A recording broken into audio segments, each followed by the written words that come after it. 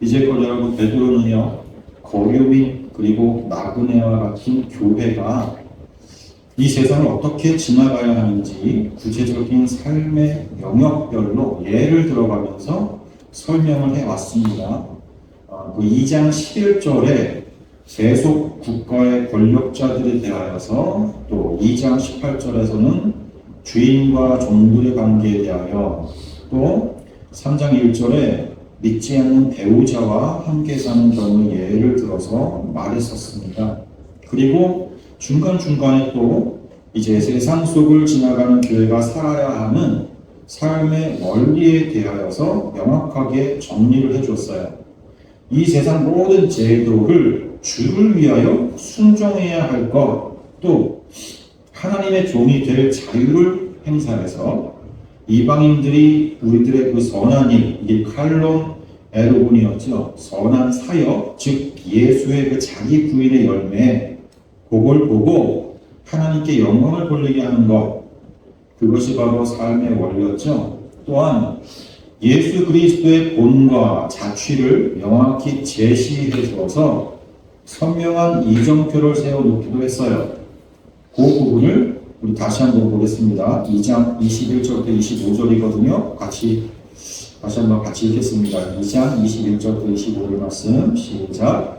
이를 위하여 너희가 부르심을 받았으니 그리스도도 너희를 위하여 고난을 받으사 너희에게 본을 끼쳐 그 자취를 따가우게 하려 하셨느니라. 그는 죄를 범하지 아니하시고 그 입에 거짓도 없으시며 욕을 당하시되 맞대어 욕하지 아니하시고 고난을 당하시되 위협하지 아니하시고 오직 공의로 심판하는 이에게 부탁하시며 친히 나무에 달려 그 몸으로 우리 죄를 담당하셨으니 이는 우리도 죄에 대하여 죽고 의에 대하여 살게 하려 하시니라. 그가 채찍에 맞음으로 너희는 나음을 얻었나니 너희가 전에는 양과 같이 길을 잃었더니 이제는 너희 영혼의 목자와 감독 되신 이에게 돌아왔느니라. 우리는 그리스도의 요 자취를 이정표 삼아서 따라가는 삶을 살면 되는 거예요. 그리고 이제부터 오늘 본문 베드로는 오늘 본문이 3장 8절부터 12절 이 말씀을 통해서 구약의 말씀들을 동원시켜가지고 교회에게 전하고자 하는 메시지를 한층 더 강화를 시킵니다. 지금까지의 말씀과 또 다른 그런 내용이 아니라 그냥 같은 내용을 더 힘주어서 하는 거라고 보시면 될 것 같습니다. 8절부터 12절 본문을 보시면 여러분 주보나 영상으로 보시기만 해요. 보시기만 하세요. 8절부터 12절 본문. 오늘 이 본문을 보시면 마지막으로 말하노니 이렇게 시작을 하잖아요. 이게 원어를 보면 토데 텔로스인데요. 이 표현은요, 토데 텔로스라는 이 표현은 그보다 앞서 나온 것에 어떤 절정 역할을 하는 말을 꺼낼 때, 그럴 때 쓰는 말입니다. 그러니까 결론적으로 쭉 이야기를 해놓고 그 다음에 결론적으로 또 끝으로 이렇게 표현하는 거란 말이에요. 그렇게 시작한 이 8절 속에 무려 5개의 형용사가 나오는데요. 이 5개의 형용사로 이전까지의 그 모든 말씀들을 재각인시키고 있는 거예요. 원어는 형용사인데 우리말로는 다 동사로 번역이 되어 있습니다. 다 마음을 같이하여, 그리고 동정하며, 또 형제를 사랑하며, 또 불쌍히 여기며, 겸손하며, 그렇게 5가지예요.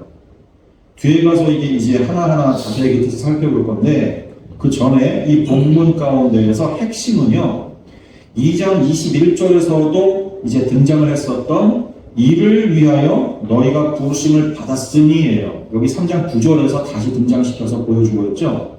2장 21절엔 제일 처음에 있고 이 3장 9절에는 중간쯤에 나오잖아요. 거기 밑줄을 쳐보세요. 이를 위하여 너희가 부르심을 받았으니. 이게 둘 다 호티, 에이스, 투토, 에클레데테라는 어구예요. 이를 위하여 부르셨다. 요 표현이 우리 시선을 확 잡아끄는 아주 강력한 표현이라고요. 우리를 부르신 목적이라는 거 아닙니까? 이 말씀이. 그렇죠? 우리 부르신 목적. 이 주동사 에클레데테의 원형 칼레오가 이제 콜리, 예? 부르심, 소명 그런 뜻이에요. 하나님의 부르심이란 말이에요. 에덴 동산의 그 아담이 죄를 짓고서 숨어 있을 때 하나님이 부르시죠. 콜리 부르신단 말이에요. 그 부르심으로 구원이 시작되는 거예요. 마찬가지로 세상을 홍수로 심판하실 때 노아를 부르셨어요. 또 갈대아 우르 땅에서 우상들에 파묻혀 살던 그 아브라함을 부르셔서 믿음의 조상으로 만드신단 말이죠. 우리도 그 똑같은 부르심, 예? 그 칼레오의 그 부르심을 받은 거예요. 그 칼레오예요.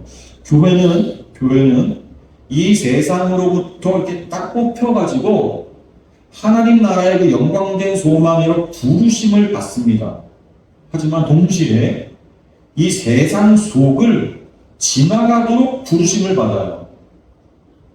그리고 이 세상 한복판에서 필연적으로 말이죠. 악을 만나게 해요. 그건 우연도 아니고 피해야 할 것도 아니에요. 피할 수 있는 것도 아니에요. 하나님께서 그렇게 부르셨단 말이에요. 악을 만나도록 우리를 부르셨다니까요. 이 세상 속에.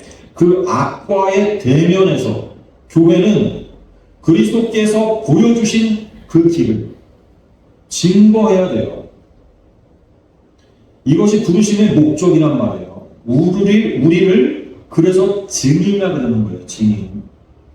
말세에 그리스도의 증인이 돼가지고 그리스도의 역할로 이 말세의 그리스도의 역할로 우리를 부른 거란 말이에요. 우리가 그 역할을 하는 거예요. 그리스도의 역할을. 그리스도인은 그리스도와 연합된 자란 말이에요. 우리 안에 성령이 계시다고 하잖아요. 그래서 예수의 그 자기 부인의 열매, 그게 바로 칼론 에르곤, 선한 일, 선한 사역, 그걸 열매로 내놓는 거예요. 그걸 구절이 풀어가지고 이렇게 말해주는 거예요.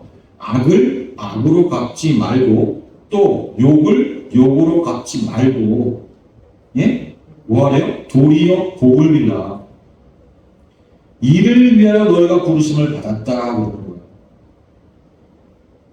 악을 악으로 갚지 않고 욕을 욕으로 갚지 않는다.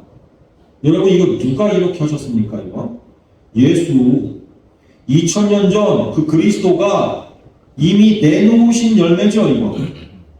하늘 아버지의 아들께서 이 땅에 성육신에서 오셨는데 세상은 그를 알아보지 못하고요. 십자가에 매달아 죽였죠. 죽어 마땅한 우리들을 구하기 위한 그런 선의로 오셨는데 우리는 그걸 악으로 갚았단 말이에요. 그때 예수님은요. 아무 소리 안 하시고 또 반항 한번 하지 않으시고 십자가에 매달리셨어요. 그 위에서 피와 물을 쏟아내시면서 그 극한의 고통을 참고 계시는 중에도 온갖 욕설과 능욕을 받으셨지만 그거 그냥 그대로 갚아주지 않으시고 도리어 그들을 위해 말씀하셨죠.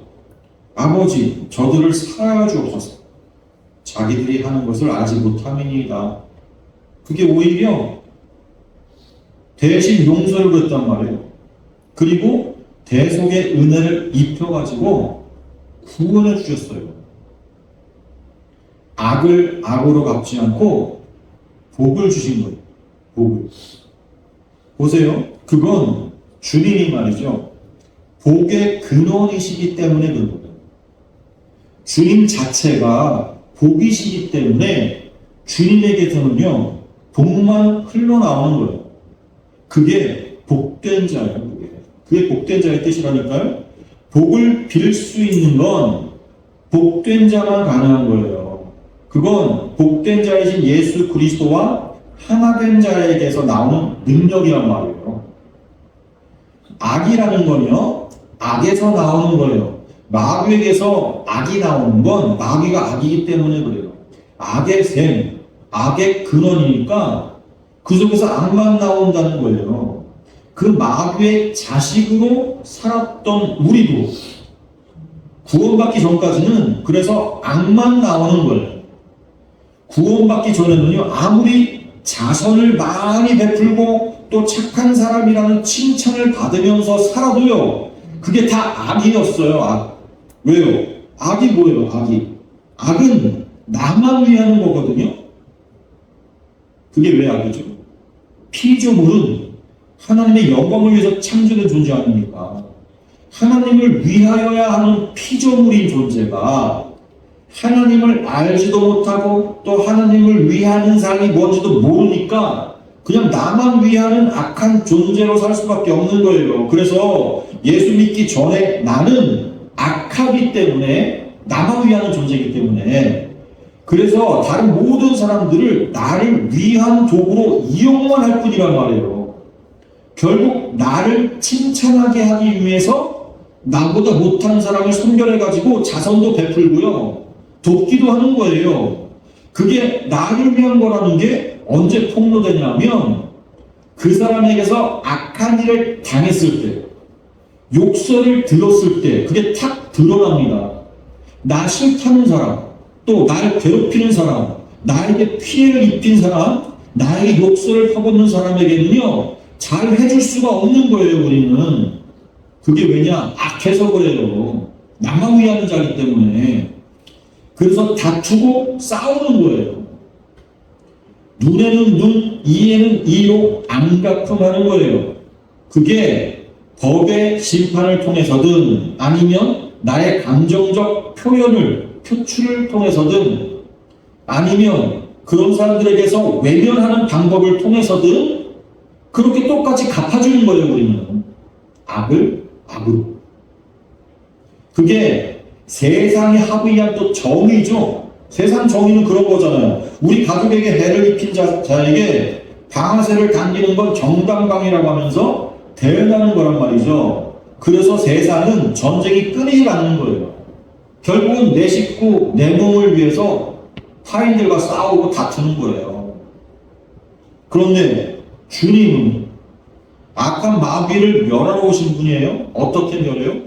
그 자체로 복된 자이기 때문에 악을 악으로 갚지 않고 도리어 복을 빌어주시는 거예요. 마태복음 5장 39절 말씀입니다. 같이 한번 읽습니다. 시작. 나는 너희에게 이르노니 악한 자를 대적하지 말라. 누구든지 내 오른편 뺨을 치거든 왼편도 돌려내며. 그 다음 말씀도 보세요. 43절부터 44절 시작. 또 내 이웃을 사랑하고 내 원수를 미워하라 했다는 것을 너희가 들었으나 나는 너희에게 이르노니 너희 원수를 사랑하며 너희를 박해하는 자를 위하여 기도하라. 주님께서는 이 말씀대로 사셨어요. 이거 사람이 할 수 없는 거예요. 한두 번 흉내는 낼 수 있어요. 그러나 항상 이렇게 못 산다니까요. 사람은 본성이 악한 자기 때문에, 나만을 위한 자이기 때문에. 우리는. 그러나 주님과 연합한 자들에게서는요 이 열매가 맺힌단 말입니다. 사도행전 한번 보세요. 7장 59절 60절 같이 봅니다. 시작. 그들이 돌로 스데반을 치니 스데반이 부르짖어 이르되 주 예수여 내 영혼을 받으시옵소서 하고 무릎을 꿇고 크게 불러 이르되 주여 이 죄를 그들에게 돌리지 마옵소서 이 말을 하고 자니라. 오순절 성령을 받은 스데반, 그 집사 스데반이 예수와 연합한 자이기 때문에 그에게서 예수와 똑같은 기도가 나오는 거예요. 예수의 사람이 된 바울도요 본문의 이 베드로처럼 주님이 하신 말씀을 똑같이 되풀이 하거든요. 로마서 12장 17절 말씀 보세요. 같이 봅니다. 시작. 아무에게도 악을 악으로 갚지 말고 모든 사람 앞에서 선한 일을 도모하라. 베드로가 똑같은 말하죠. 바울. 왜? 똑같은 성령 모신 사람이니까. 데살로니가 전서 5장 15절도 같이 봅니다. 시작. 삼가 누가 누구에게든지 악으로 악을 갚지 말게 하고 서로 대하든지 모든 사람을 대하든지 항상 선을 따르라. 또요 말만 이렇게 한 게 아니라 그들이 그렇게 살았어요. 고린도전서 4장 보세요. 11절부터 13절 말씀 같이 봅니다. 시작. 바로 이 시간까지 우리가 줄이고 목마르며 헐겁고 내맞으며 정처가 없고 또 수고하여 친히 손으로 일을 하며 모욕을 당한 즉 축복하고 박해를 받은 즉 참고 비방을 받은 즉 권면하는 우리가 지금까지 세상의 더러운 것과 만물의 찌꺼기같이 되었도다. 사도 바울이 자기 고백하는 거거든요. 이거 이렇게 살았다고.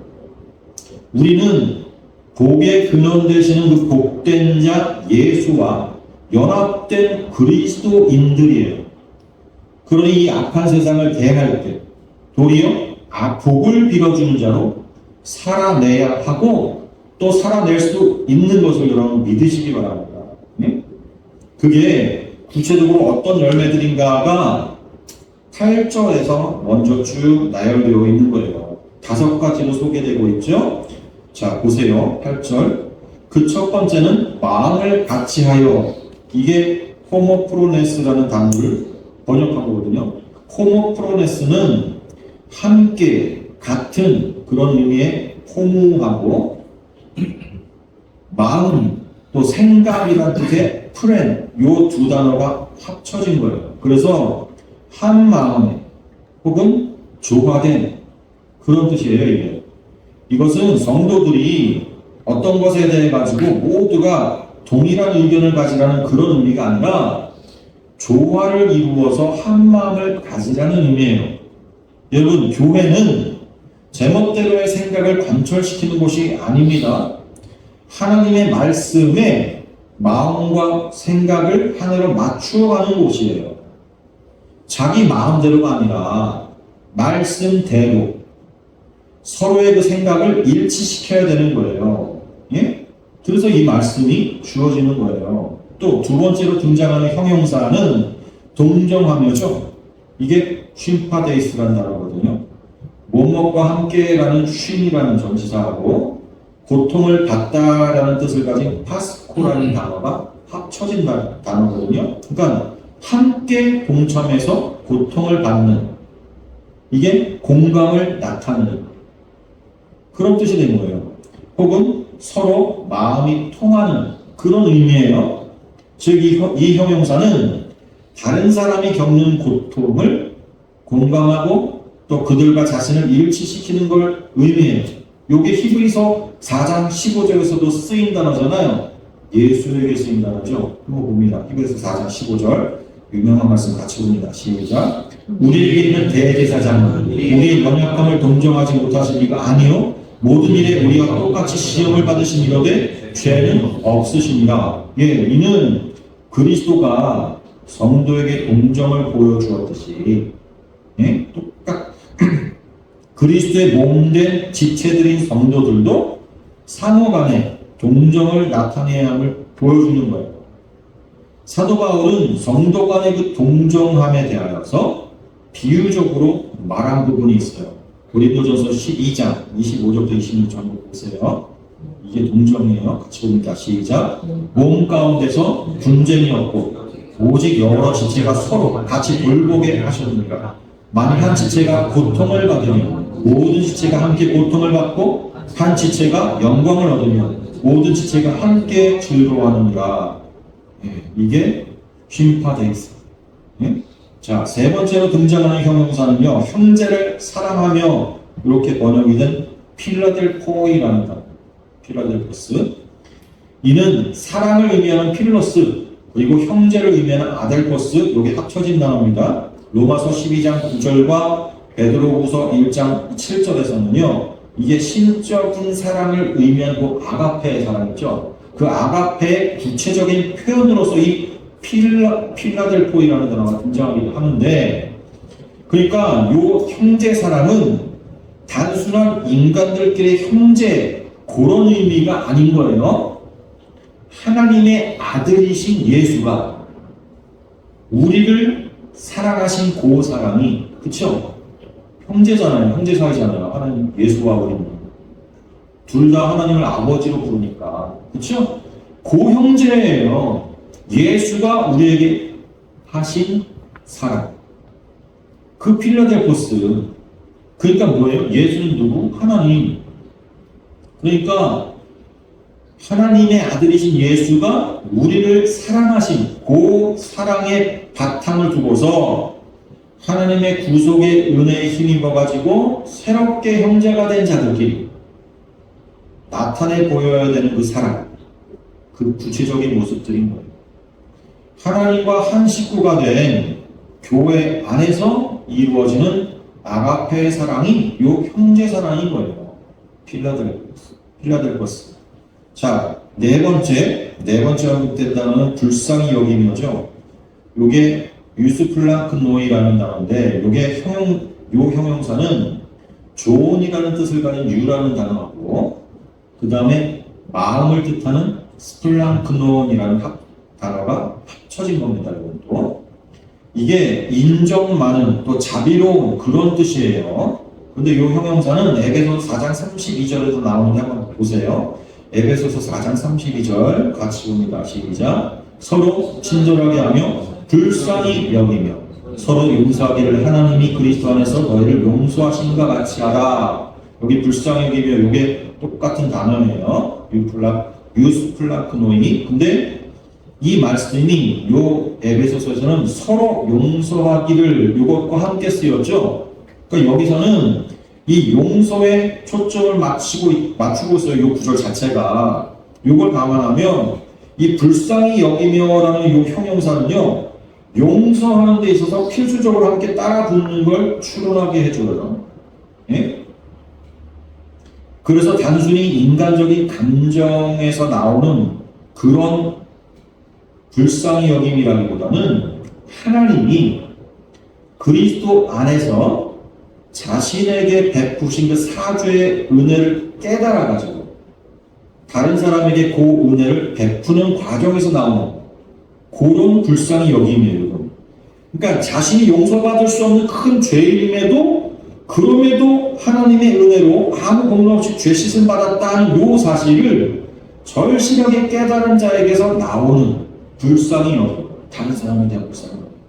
마치 그런 거죠. 1만 달란트 받은 자가 내어놓아야 될 긍휼인 거죠. 그렇죠?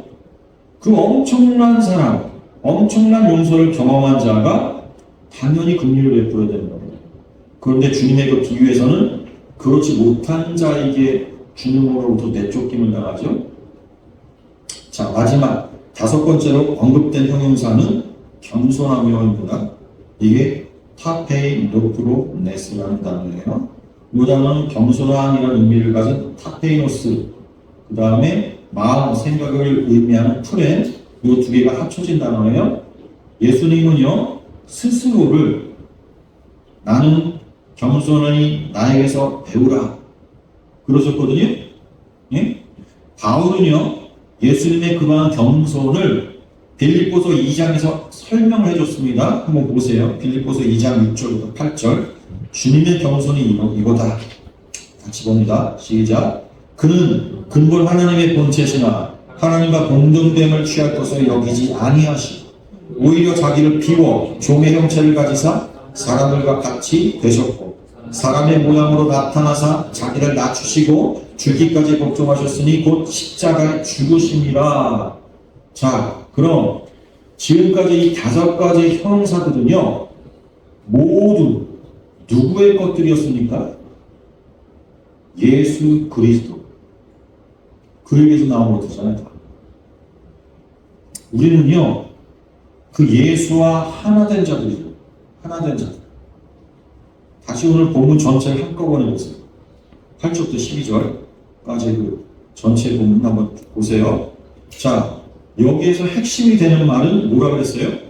이를 위하여 너희가 부르심을 받았으니 호티 에이스 투토 에크레데테라고 했죠. 예? 그러니까 무엇을 위해 부르심을 받았다는 거예요? 그리스도의 열매 맺으라고. 그건 이 시대에 그리스도가 되라고 우리 불렀다는 거예요. 이 세대에 그리스도가 되라고 우리 불렀다는 거란 말이라고요. 이를 위하여 부르심을 받았으니, 예? 그 다음에 붙은 말씀이 또 뭐예요? 이는 복을 이어받게 하려 하십니다. 이어받는다는 요 말이 클레로 노메오가 해가지고 이게 상속받다는 말이에요. 상속받다. 그러다 보니까 내가 복을 상속받는다 여기에 꽂히게 되는데 이 복, 이 율로기아라는 단어 자체는 그리스도와 연합되어 가지고 복된 자가 되는 거예요. 율로기아는 내가 복을 받은 자의 개념, 내가 복을 받은 자라는 그런 개념보다는 복의 근원이 돼 가지고 복을 주는 자가 된다는 의미라는 거예요. 이건. 예? 이 율로기아라는 게 좋게 잘 그런 뜻에 유하고 그 다음에 말, 진술, 잘 아시는 거예요. 로고스란 말이 합쳐진 거거든요. 그게 율로기야. 여기서 말하는 복이에요. 이 말은요, 복을 빌어준 그런 뜻이에요. 복을 빌어준. 블레싱. 그러니까 이 복은 내가 소유하는 게 아니라 소유되는 거죠. 존재화되는 거예요. 복된 자가 되는 거라니까요, 이 복은. 그리스도와 하나 되어가지고 그리스도가 되는 거예요. 그게 율로교의 상태인 거예요. 그래서 다른 사람들에게 복을 빌어주는 자가 되는 거예요. 그리고 10절부터 12절 말씀은 그러므로 이렇게 시작해가지고 하였느니라 이걸로 끝나죠. 그 가운데는 인용문이라는 거예요. 이 말씀이 72인경에서 보면 시편 33편 13절부터 17절 상반절까지를 인용한 건데요. 우리 개역개정 성경에는 시편 34편 12절부터 16절 상반절 부분이에요. 장수가 차이가 나죠? 약간의 수정이 가미되어 있습니다. 이 내용 자체도. 그러므로라고 번역이 된 원어가 사실은 가르인데요. 이 가르는요, 그러므로라기보다는 왜냐하면 이런 뜻이에요. 왜냐하면. 그리고 사실은 그런 뜻이거든요. 왜냐하면 사실은. 그러니까 실제는 그러므로 하면, 그러므로라는 뜻은 우리말로는 이렇게 번역되는데, 그러므로 하면 뭐예요? 앞에 말에 대한 결론이나 결과로서 말을 꺼낼 때 그러므로 그러는 거죠. 하지만 원래 원어 보면 왜냐하면이라니까요. 왜냐하면은 반대로 말이죠. 앞에 그런 말들에 대한 원인이나 근거를 댈 때 왜냐하면 그러면서 시작하는 거잖아요. 그쵸?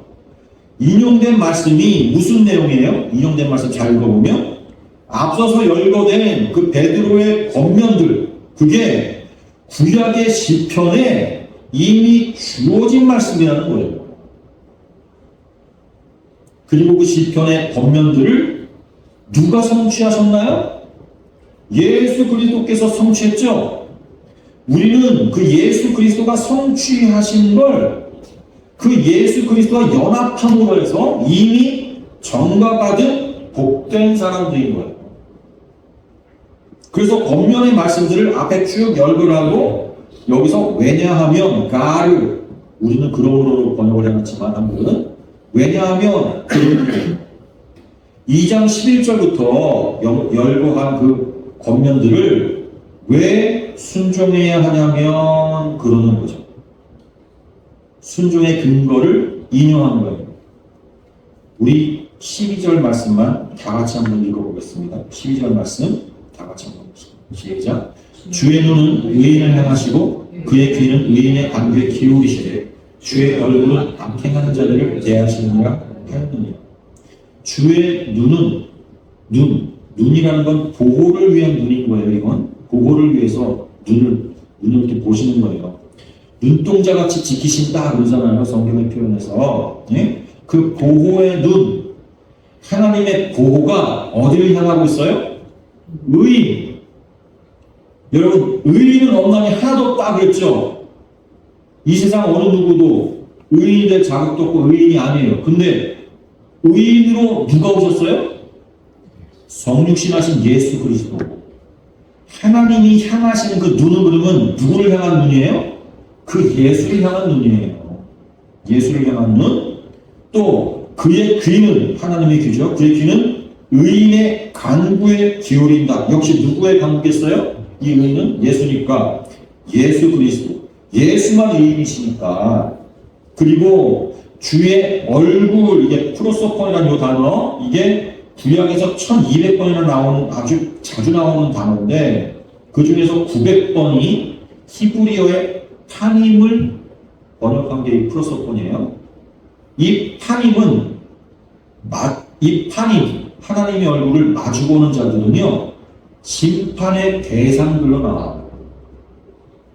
하나님이 어떤 대상을 얼굴로, 파님으로 마주본다, 요건 심판과 진노를 드러내실 때 나오는 표현이에요. 주의 얼굴이 여기 지금 누굴 대한다고요? 악행하는 자. 자, 악행은 악에서 나온다 그랬죠? 마귀의 자식들. 마귀가 악행한다고요. 그들은 누가 심판하신다? 하나님이. 그들의 업에 얼굴을 하나님이 대하신다고 그랬잖아요. 하나님이 심판하신다. 그러니 우리 그들의 악에 악으로 갚는 게 아니에요. 우리는. 그건 하나님 몫이에요. 하나님이 심판하시니까. 우리는 안 갚음하면 안 된단 말이에요. 안 갚음하는 순간 그건 하나님의 할 일에 대한 월권이에요. 그건 하나님 흉내내는 큰 죄란 말이에요. 우리가 안 갚음하게 되면. 이 세상에서 뺨을 맞으면 나도 뺨 때리면 안 되는 거. 그래서 이 세상에서 억울한 일 당하면 그거 억울하다고 울고불고 싸우고 그러면 안 된다는 거예요. 그건 하나님이 갚게 하라. 하나님이 할 일이니까요. 그러니 예수 믿는 사람들이 이 세상에서 어떤 모습으로 비춰지겠어요? 빙신으로 비춰지겠죠. 빙신으로. 자기들 모욕하고 저렇게 짓밟는데도 아무것도 안 하네.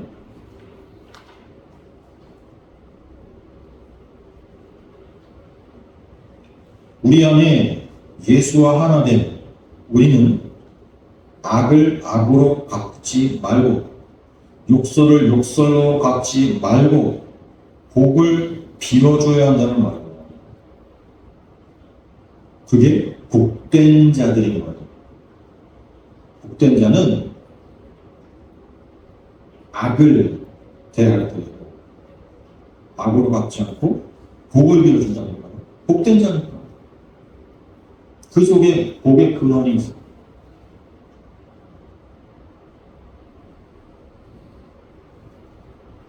이걸 멀리서 생각하면 안 돼요. 악한 자들이 어디 있어요? 교회 바깥에 천만에. 우리 옆에 있잖아요. 우리 옆에 있는 사람들이 다 악한 자들이니까요. 나를 괴롭히는 게 누구예요? 저기 멀리 있어요? 내 주변에 널렸다니까요. 내 주변 사람들이 나를 괴롭게 만들어요. 어떻게 해야 된다고요? 안 갚으면 안 된다니까요. 이게 주님의 말씀이에요.